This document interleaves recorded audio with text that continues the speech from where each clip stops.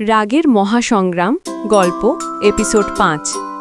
শান্তিপুর গ্রামের নাপিতের দোকানটা খুবই ছোট, কিন্তু এখানে ঘটে বড় বড় কাণ্ড। সেদিন সকালেই সেখানে হাজির হলো রামু, রাগী মানুষ, যার রাগে সেলুনের কাঁচিও কাঁপে। নাপিত বলল, রামু ভাই, কেমন কাটিং করবেন? রামু রেগে গম্ভীর গলায় বলল, সিম্পল কাট দিবেন, একদম মিস করবেন না।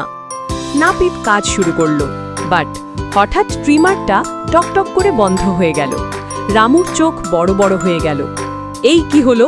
আমার মাথা কি আধা টাক করে রাখছেন? নাপিত দৌড়ে বিদ্যুতের বোর্ড টিপল, কিন্তু এতেই এলো আসল বিপদ। বাতি নিভে পুরো দোকান অন্ধকার।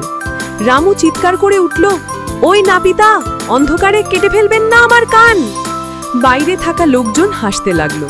নাপিত টর্চ জ্বালিয়ে বলল, ভাই শান্ত হন, কান ঠিক আছে, শুধু মাথার এক পাশ একটু বেশি ছোট হয়েছে। রামু আয়নায় দেখে স্তব্ধ। এক পাশ ছোট, অন্য পাশ লম্বা। দেখে মনে হচ্ছে দুই ভাইয়ের দুই রকম হেয়ার স্টাইল মাথায় লেগে আছে।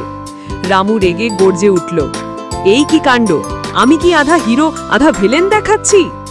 নাপিত হাত জোড় করে বলল, ভাই রাগলে চলবে না, এখন পুরো মাথা একই ডিজাইনে করে দিচ্ছি।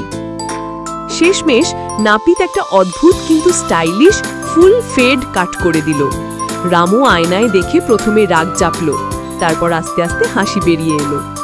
খারাপ না, গ্রামের সবাই দেখলেই বলবে আমি শহর থেকে এসেছি। নাপিত হেসে বলল, দেখলেন তো ভাই, রাগ কমালে সব ঠিক হয়ে যায়।